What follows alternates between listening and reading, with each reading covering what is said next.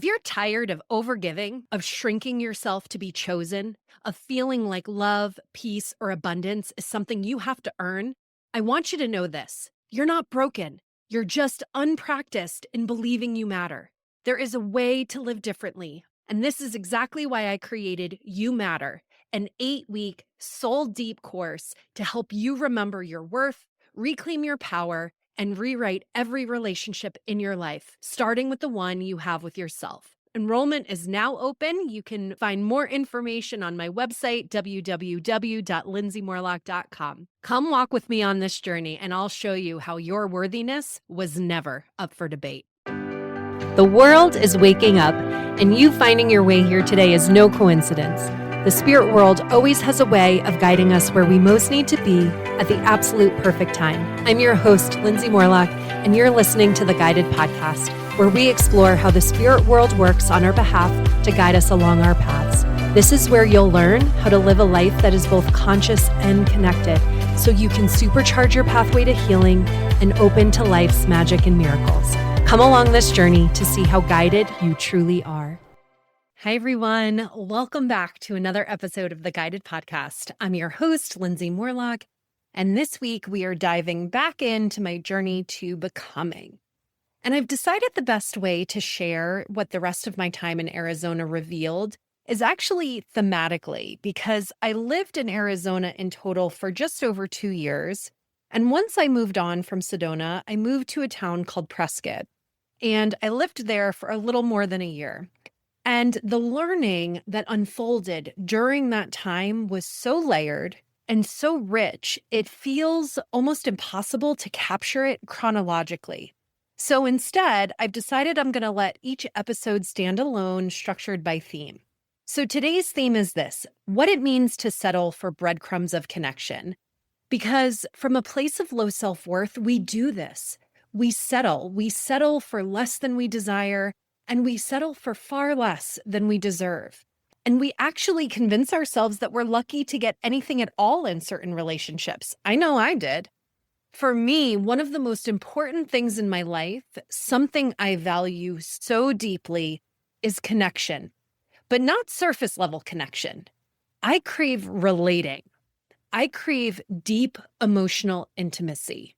So as I was preparing for today's transmission turned out to be so rich and so long, quite frankly, that I decided to break it into 2 parts. So today, part 1 is the story, my lived experience. And next week, part 2 is the integration. And I like this format because it mirrors the healing journey itself. First, we live it, then we integrate it. So when I moved to Prescott, I actually was moving in with my spiritual mentor, someone I had known and worked with for over 8 years. I had been supporting her behind the scenes with her own spiritual business. She was someone working with me to coach me and mentor me through my own spiritual journey, and someone, or so I thought at the time, that I had started to form a real friendship with as well.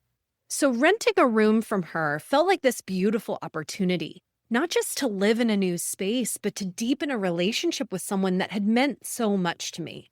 Now, in hindsight, what's a little wild for me to reflect on is that before I ever even moved to Arizona, I set this quiet intention within myself. I wanted to deepen the emotional intimacy in this relationship. And now, as I reflect back on that intention, I kind of ask myself, how did I think that was going to happen without saying a word to the other person? After all, relationships take 2 people. You can't deepen intimacy through intention alone. But that's one of the things I've since learned about low self-worth. We internalize everything and believe any relational deficits are completely and totally a fault of our own. But what was also true at the same time, the truth that I chose to ignore in pursuit of greater depth in this relationship, is that I did already have beautifully emotionally connected friendships with people that I could go deep with. But for some reason, in this relationship with my mentor, it always felt like there was a gap. I always felt like I wasn't showing up as my full self, my true self, not in the way it felt so easy to show up with my other friends. And because I revered her, I assumed that that gap was my fault, that I wasn't enough, that I needed to show up differently, that I had to work harder to create intimacy and connection. I assumed it was my own lack of vulnerability and depth that was causing me to feel this relationship was somehow off.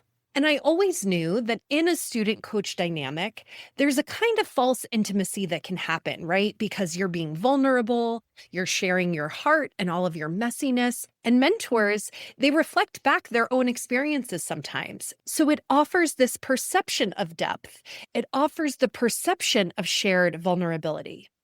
But once you move from student to friend or mentor to friend, that shift requires mutuality.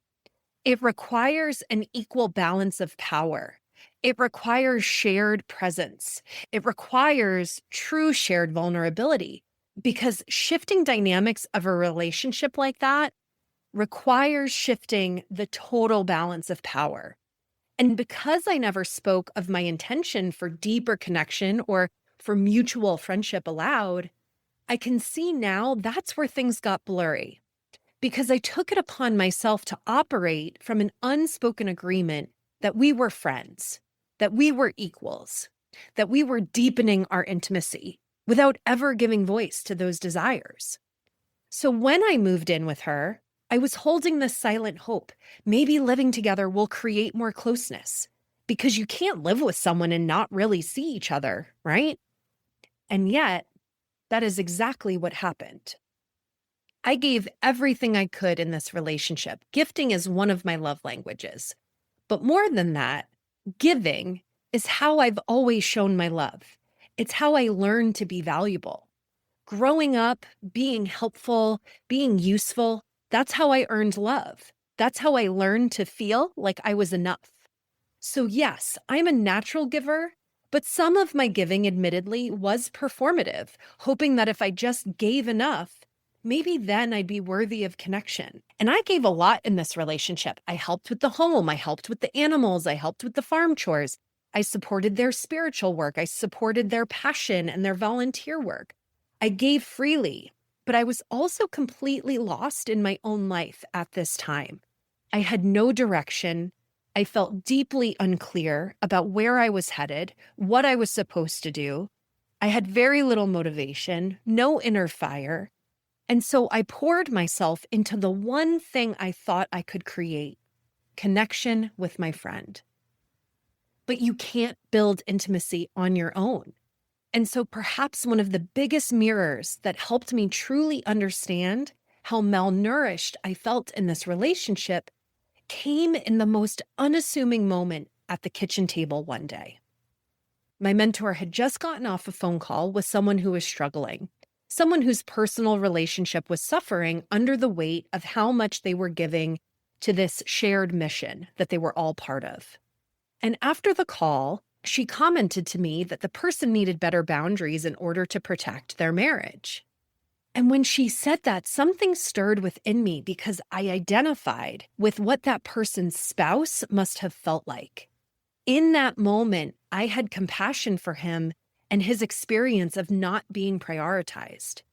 And I gently, maybe even a little passive aggressively, pointed out to my mentor that in her life too, that I noticed how consuming that volunteer work was. What I didn't say, but what was really bubbling up underneath those words, was that I felt like the one being ignored in our relationship, in our household. I was the one who felt invisible. I felt neglected. I felt like I always made her a priority, showing up to support her, her home, her work, her mission, offering my love, my care, my loyalty, trying to be a good roommate, trying to be a good friend, but never really feeling like a priority in return. And I never named that directly because truthfully, I don't think I had the depth of awareness at the time. So I just made this quiet, sideways comment. And she responded without missing a beat with a comment that implied that if she were in a romantic relationship, she would have different boundaries. And that's when it hit me. My stomach dropped, my heart went heavy, and this quiet ache within me just started to pulse. because I know that feeling. It's one I knew all too well. It's the one that says, it's because you're not enough. All I could hear in that moment, all I could feel from her comment was that you don't matter the same way someone else would. There I was right in front of her, committed to trying to build something that felt like connection, that felt like belonging. And yet the response was undeniable. A line drawn between what counts and what doesn't, between what deserves presence and what can be neglected. And in that split-second exchange, I felt it. My presence didn't matter in the way I had hoped, that I wasn't important enough to make space for, to prioritize. I felt deeply unlovable in that moment, deeply unacknowledged, starved for real connection. So I excused myself. I went to my room and I just let the tears come, because what I realized was that I had become invisible in my own home. Here I was holding this quiet, sacred intention to deeply connect with this person. And her response made me feel like I wasn't worthy of that connection, unworthy of that kind of presence or care.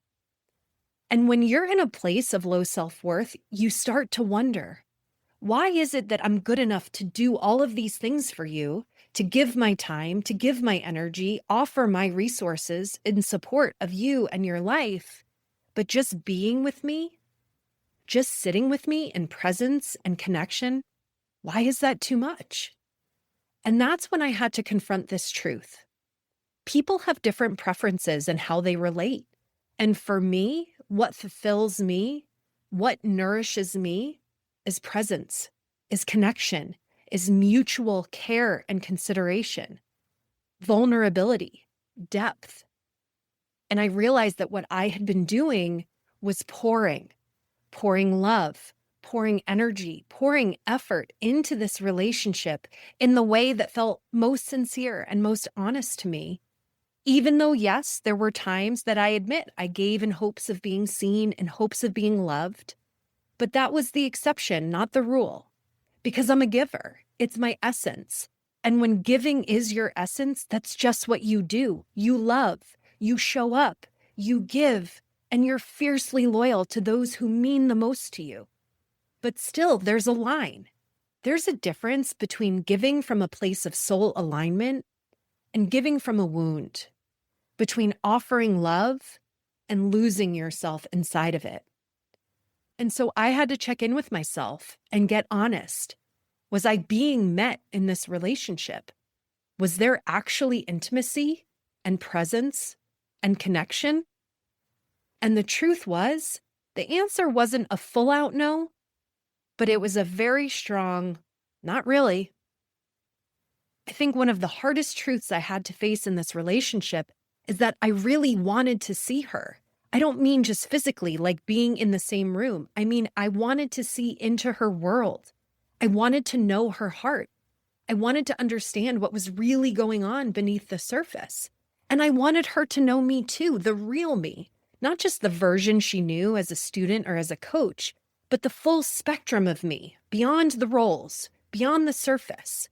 I was pouring my heart into trying to love her the way I knew how, trying to offer that depth, that care, that consistency, and that presence.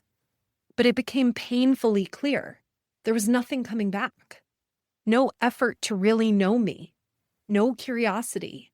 No real invitation to step into her world. And when the only thing I was ever really seeking in that relationship was true connection, that kind of silence, that kind of absence, it's deafening. That's when I realized I wasn't being met. Not in presence, not in emotional intimacy, not with any real reciprocity. So I was pouring myself into a well that was dry. I was pouring myself into a dynamic that wasn't pouring back into me. And not only did that leave me malnourished spiritually, it left me feeling emotionally starved. And I had to face maybe the hardest truth of all. It's nobody else's job to meet my needs but mine. That moment was a wake-up call because I saw how I had been settling. I had been working harder and harder to be seen in a space where, through her actions, she was showing me she wasn't interested in meeting me there. And yes, I want to acknowledge it is painful to realize that you don't matter to someone in the way they matter to you. But it's also necessary to admit that to yourself because we all have different capacities and preferences for connection. And we have to take radical responsibility for making the self-honoring choices that reflect what is okay and what is not okay for us. So that moment became a turning point, a reckoning. I needed to set a boundary within myself to stop pouring myself into relationships that wouldn't pour back. I needed to start learning how to choose me. I understand now, given the benefit of hindsight, you can't operate from unspoken agreements. Intimacy is not a solo pursuit, and silence doesn't protect you. It just delays your clarity. I had been hoping she would notice, hoping my giving would invite closeness. But what I was really doing, I was settling for breadcrumbs. We'd share the occasional dinner, few shopping trips, a handful of conversations, even the occasional quick getaway. But if I'm really honest, we were often just sharing space, not truly sharing ourselves. The conversations either didn't happen, didn't go deep, or were constantly interrupted by texts or social media scrolling or a phone ringing or a task being tended to. And the depth I craved, the presence I wanted, that soul-level connection I longed for, it just wasn't there. Maybe it never really was. And it wasn't just with her. I started noticing this pattern everywhere. I was attracting people who wanted to take my energy, my insight, my presence, but rarely asked about me, rarely mirrored back any curiosity or care about who I was. And still I poured. I coached new acquaintances in coffee shops. I read Hands on the Fly. I channeled for people who never even asked me about what made me tick. I'd roll out trash cans for new neighbors. I'd hold space for people I'd just met, only to have them emotionally unload on me. I'd bend over backwards for people who I barely knew. And it wasn't because I was being a doormat. It was because I was trying to earn love. I was trying to earn approval. I was trying to prove my way into being lovable, to belong, to feel accepted. I want to name there's a kind of grief that comes when you realize how much you've given in places that never actually had the capacity to give back to you. It makes you feel used. It makes you feel taken advantage of, unseen, and ultimately unworthy. But reclaiming my worth meant taking radical responsibility. I had to ask myself, where am I giving from joy? And where am I giving to get? Am I giving because it's this soul-aligned yes? Or because I'm hoping someone will finally see me? And that was a hard mirror, but Spirit walked me through it. We eventually called this a season of slower yeses, learning to pause, to feel, to discern what my body and my intuition were trying to communicate with me. Was this a true yes? Or was I saying yes because I felt guilty saying no? And interestingly, every time I honored a no, the guilt came in strong, not because I was doing something wrong, but because I had been taught to abandon myself for others. My guilt was a direct reflection of how deeply I was taught to abandon my needs in service of others. But I kept practicing. I started aligning my yeses and saying no more often. And slowly, I started to reclaim my energy. And as I realigned within myself, my needs within relationship dynamics started to appear. They became more clear. And I started to be more courageous in speaking up for what I needed. The problem was, by the time I learned how to say no, I had already set a precedent in this relationship dynamic. I had already become the yes girl, the helper, the doer, the giver. And when I started changing my ways, it started to uproot the dynamic, and it didn't really feel welcome. Because when you shift the power dynamic in a relationship, especially one that's built on hierarchy, the cracks start to show quickly. And eventually, we encountered conflict. I made a simple request to be included in decisions that affected me.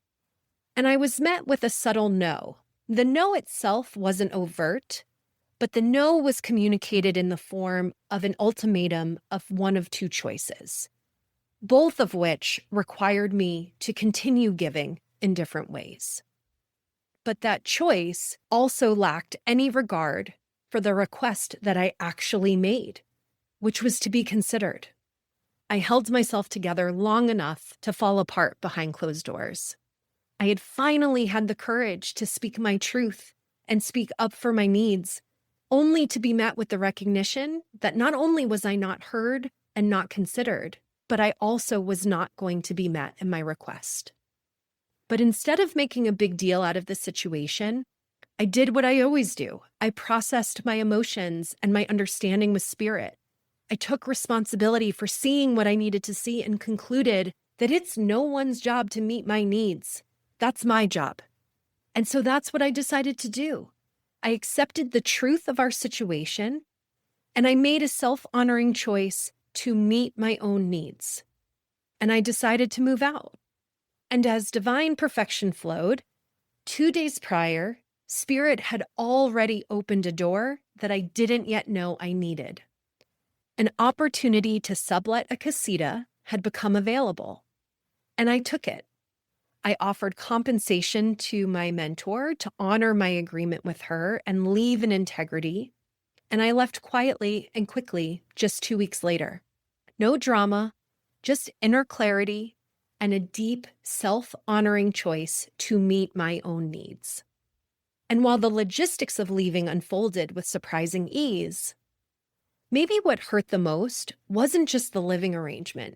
It was this, realizing that someone you care about can't or won't see your own growth. That realization started to settle in because I felt like she never really got to know me.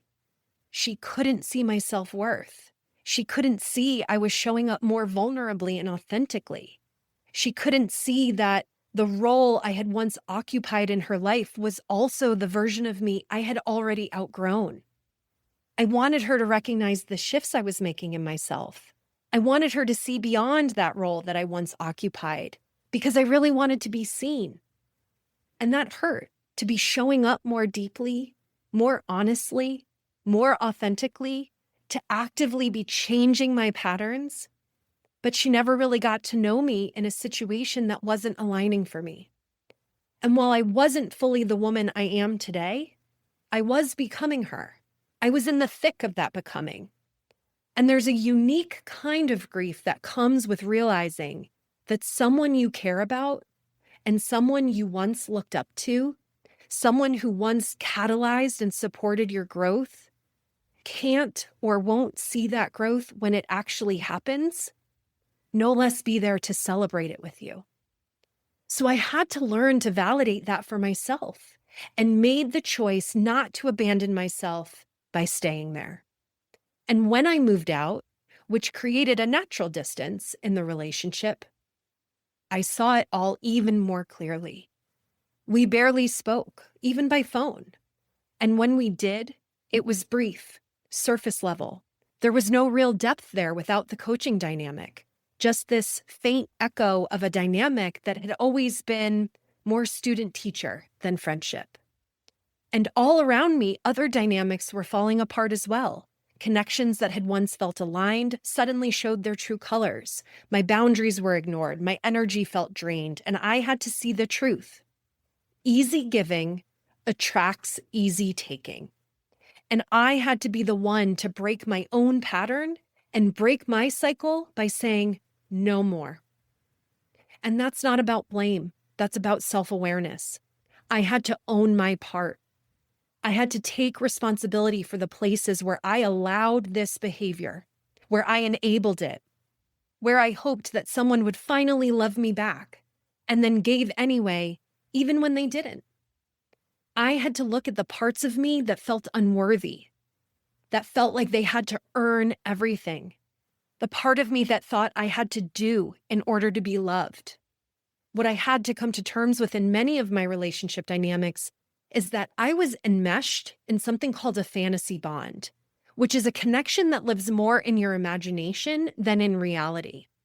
I had to take a hard look at where I was emotionally, physically, spiritually, even financially over-invested in people who had not made that same investment in me. I had to see where I was hoping, maybe if I just stayed loyal, if I just keep giving, that it would eventually turn into the kind of nourishing relationship I longed for. But fantasy bonds keep us stuck. They tether us to one-sided dynamics because we confuse energetic attachment with emotional intimacy. We confuse being needed or being useful with being loved. And we rarely feel the reciprocity we deeply crave. So we turn our cheek to these imbalances until it hurts too much to keep pretending otherwise. And I want to pause here to honor something, because the grief of coming into this awareness is real. I don't want to minimize that experience. It was hard. The grief of realizing that someone mattered more to you than you matter to them, it's heartbreaking. It is devastatingly painful. And it doesn't just leave you feeling unseen, unheard, or unappreciated. It leaves you feeling unlovable. It rattles your sense of self-worth to the core. And there's this aching disillusionment that comes with seeing people not as you hoped they'd be, but as they truly are. And when that illusion bursts, you're not just grieving the person, you're grieving the fantasy, the potential, the longing, and the imagined version of the relationship where maybe one day they'll just finally meet you in your depth. And then comes this quiet deflation. The moment you realize, I've been taken advantage of again. And maybe even more painful and sobering is the moment you take responsibility for being the one who allowed it to happen again. Because part of me was still outsourcing my worth to someone who never saw me the way I longed to be seen. And that hurts. It hurts to realize a connection was never mutual. It hurts to grieve a fantasy, not just the person. It hurts to reckon with the knowing that the silence doesn't protect peace, it only protected my pattern. But this is also where everything started to change, because once I saw it clearly, I could no longer pretend I was blind. Because once you see the pattern, you can't unsee it. And once I finally spoke up, not only did I find out exactly where I stood, I found out what I stood to lose. And I share this with you because I know so many of you can relate to this quiet ache of feeling invisible in your own home. But the truth is that this dynamic wasn't unusual for me. It was a pervasive theme in my life. Just the same old person with the same old story that showed up in support of helping me heal my codependent ways and my own worthiness wounding. So yes, this story reflects the grief, the truth, a partial ending. But what came after? What came as I started taking responsibility for changing my patterns? What came next was a whole new relationship with myself. And so this is where part one lands, at the truth that I didn't want to face, but I had to. The cost of silence, the pain of realizing someone who won't meet you no matter how much you give, the ache of moving on, not in anger, but in self-honoring. So in the next episode, in part two, I'm going to take you deeper, not into more story, but into why this happened. So next week, I'll share the roots of overgiving, the role shame plays, the nervous system patterns that confuse distance for love. I'll share how I began meeting myself in the ways I've always wanted others to meet me and what shifted when I finally stopped settling for breadcrumbs. Because this isn't just my story. This is the moment so many of us face when we finally realize we cannot keep abandoning ourselves for connections that don't nourish us. So if part one was the lived experience, Part 2 is the reclamation. I'll see you there. Bye for now. Thank you so much for listening to the Guided Podcast. If you enjoyed this episode, I would be so grateful if you would share it with a friend or even leave me a review so we can ensure that it makes its way into the ears of listeners who need to hear these messages most. Until next time, may you remember how guided you truly are.